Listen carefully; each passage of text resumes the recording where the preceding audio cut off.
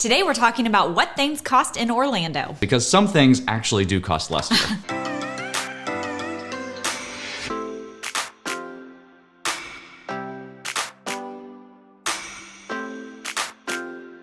Hey everyone, Dan and Leslie back again for another video about moving to Orlando. So if you're new to the channel, welcome.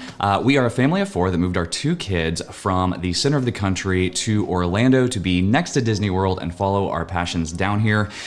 We moved about 6 months ago full-time, but we actually purchased our house and have been tracking that journey for the last 14, 15 months since last... I have lost count. since late in December of 2020 is when we started this journey. Anyway, welcome, and if you like what you see, please like and subscribe. And if you need any help with a fabulous vacation, please reach out to us at fantasticalvacations.com. That is why we moved to Orlando, was to follow this dream like Dan mentioned. So if you'd like to follow our journeys in real time here, you can follow us at Addicted to the Mouse over on Instagram. That is the name of our podcast that publishes twice weekly, Addicted to the Mouse, on Sundays and Wednesday evenings. We have been doing that for over 5 years. We would love for you to check us out there as well. With that being said, today we are talking a little bit more in depth about costs. So last week's video, we focused on what we paid to move to the Mouse.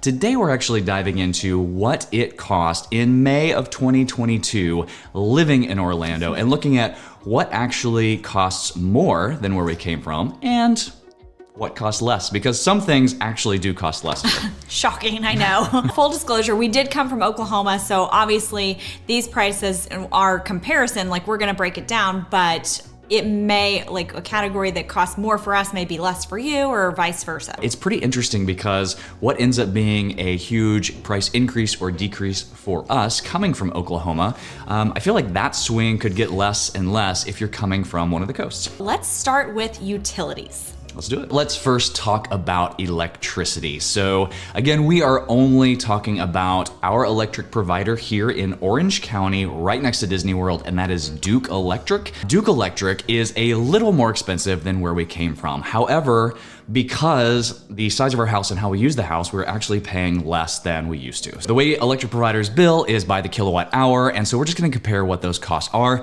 Duke Electric charges less for the first 1,000 kilowatt hours and then more for anything above and beyond that. So the more electricity used, the more the cost is per kilowatt hour. So the average right now for a kilowatt hour with Duke is 13 cents. It's like 13.08 cents per kilowatt hour. And anything above that is 15 cents. Now, if we look at a comparison from Oklahoma, it was 10.68 cents per kilowatt hour for the early on, and then the more you use, it jumped up to 12.49 cents per kilowatt hour. All of that being said, it was about 3 cents more per kilowatt hour, so about a 25–30% increase in electricity costs coming here, but we're actually not paying as much as we did there. Yeah, which is weird, right? We have a 2,700 square foot house. We have 2 air conditioners. We have a pool that the pump runs basically all day long and then turns off in the evening. And then we have the standard, lights and TVs and all of that stuff. Right now, our bill for April was $212.08. So that averages out. Right now, we're paying about $150 a month because we use less than that in the winter. I'm sure it will use more than that in the summer, but yeah. April, $212. The next thing we're gonna cover is the water, sewer, trash, recycling, all of that. We use Orange County Utilities. Depending on when they read the meter, it's between 28 and 35 days. And so, whenever that happens, our bill kind of fluctuates a little bit. So it is anywhere between $50 and $100 for those utilities. In Broken Arrow, our average was between 107 and 175. So we're definitely saving money here where utilities are concerned. I think part of that cost is the fact that we have 2 water meters here, so watering the grass is with reclaimed water, which is at a lower rate. And so so both places we're using the same amount of water. We water the grass twice a week where we were from. We water the grass twice a week here, and we are all taking about the same amount of showers and using the same amount of water. We run the dishwasher pretty much every night, so we're not like trying to really conserve, but we're not like out there just like playing in the in the sprinklers or whatever. Internet is actually really interesting. This is a pretty big savings from where we came from in Oklahoma. So Cox Communications was the internet conglomerate, and they had a monopoly on the market, and they could charge basically whatever they wanted. They raised their cost every year. It was really annoying. So to get unlimited internet at like, I don't know, it was like 100 and I don't know. It was, we actually have faster internet here, but it was like less than 200 megabits per second. It was $135 a month for unlimited internet. Now you could do the data caps and all that and get it cheaper than that. Here, Spectrum is who we have, and we get unlimited internet. There's no data caps. For the first 12 months, it was $50 a month. That was the promo they were running. Now we're outside of that promo, and it is $65 a month. And it's faster. And it's faster and more reliable. It does not go down as much. Now, I've heard people complain about Spectrum and say it's not as fast, it's not as reliable. I don't know where you guys come from, because in the center of the country, in Oklahoma over there, like, we don't have great internet. So it is an upgrade, and it's less. It is like half the cost, and it's wonderful. We're thrilled. That's great. All right, so let's dive into groceries. In theory, you can save more money if you physically go into the store and buy everything and you don't pay a delivery fee. But I compared prices here on Walmart Plus, Kroger Delivery, and Instacart, which is the delivery service that Publix uses. Those are the three key players here. There are Aldi's around, but that's, I mean, they don't, I don't know. We haven't even actually checked out Aldi's, to be honest with you, because of the limited selection and all that. But I feel like, number one, delivery is way more convenient. Yes. Number two, in practical terms, we actually save a lot of money doing the delivery, even paying the delivery fee, because we're not walking down the aisles and grabbing things, you know, because we're hungry and we think, ooh, that looks good or whatever. End caps were built for me. Right? So that's why we're comparing the delivery costs. So all of these are delivery. If you get 18 large eggs, Walmart Plus is like $3.35. Kroger is $4.29, and Publix is $5.97. If you get a gallon of skim milk, Walmart Plus is $4.20. Kroger is $3.89, and Publix is $5.43. For some bananas, Walmart Plus is 25 cents each. Kroger is 25 cents each, and Publix is going to be 29 cents each. If you're looking at your meats, the most common meat selections we went with, so the 80-20 ground beef, Walmart Plus is $4.64 a pound, Kroger was $3.99 a pound, and Publix was $6.09 a pound. The ribeye per pound, Walmart Plus was $12.47, Kroger was $13.99, and Publix was $14.39. Publix does have some really crazy good sales sometimes. So if you check out like their sales, they do these buy one get one free things where you get like buy a ketchup and you get a whole ketchup for free.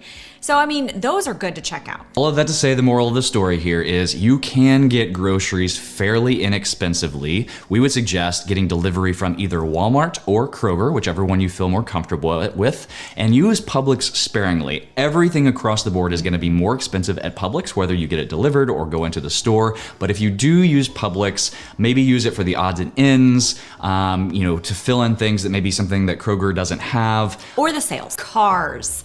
All right, so gas. Currently in May of 2022, gas is running anywhere from $4.30 to $4.50 per gallon. In all of 2022, it's been anywhere between the high threes to the mid fours here.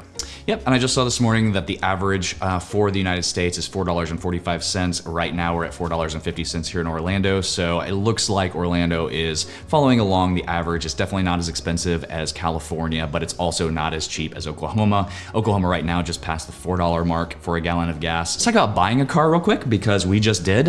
Pretty much across the board, all the dealerships that we went to had a $5,000 above MSRP fee that they wouldn't come down off of. Like, that's how strong the car market is. Now, they would negotiate on the trade-in depending on which dealership you went to. Also, with buying a new car, it is a 6% sales tax here on new cars, but you can subtract a trade out of that, which is really cool here in Florida, that they give you credit on the taxes for your trade. That never happened in Oklahoma. And we traded a lot of cars. Yeah, and this is important to know because the sales tax in Oklahoma was a lot cheaper. It was 3.25%, but you could not subtract the trade amount from your total cost of purchase. So it was 3.25% on the total cost of the car, regardless if you had a trade or not. Whereas here, you can lower that amount by the trade. Now let's talk about taxes. This is a big deal. Okay, so there are some lower taxes and there are some higher taxes, just like all of these other categories, because not everything here in Florida is higher than where you're coming from. Right. Yeah, so the first thing is property taxes. It is based upon the assessed value of your house. Really, the way to mitigate that is through exemptions. And so the biggest exemption is the homestead exemption. So if you're living in your house and that's your full-time residence, you get a homestead exemption. Definitely file for that. And then whatever, there's also exemptions for like, veterans and that kind of thing. But once you figure out your exemptions and they assess the value of your house, they will apply the millage rate, which is basically the cost per $1,000 of assessed value. So for ours, it was something around, I think $15 per thousand. And then they add on a couple of fees for like sewer and streetlights and that kind of thing. And that's how you get your taxes. For comparison, because most people think that property taxes are way more expensive in Orlando than wherever you're coming from, unless it's like California or New York, something like that. So for comparison, a $350,000 home in Broken Arrow, where we're from, the estimated tax on that for this year is $4,863 inside the city limits, and a $350,000 home here in Orange County for 2021 is $5,386. So it is a little more expensive than where we're from, but not like double or anything like that. Astronomical. Yeah. I think the biggest thing to concern yourself with is whatever the assessed value is, because the values of these homes are rising quite a bit. And so that may be the thing to keep in mind. But you can also get a discount on paying your property taxes. You can get up to 4% discount if you pay them as soon as they send you the bill in November. Sales tax is the next piece of information. So there is a 6% Florida sales tax, and then there's a county sales tax on top of it. So here in Orange County, our additional sales tax is 0.5% to make it a total of 6.5% sales tax.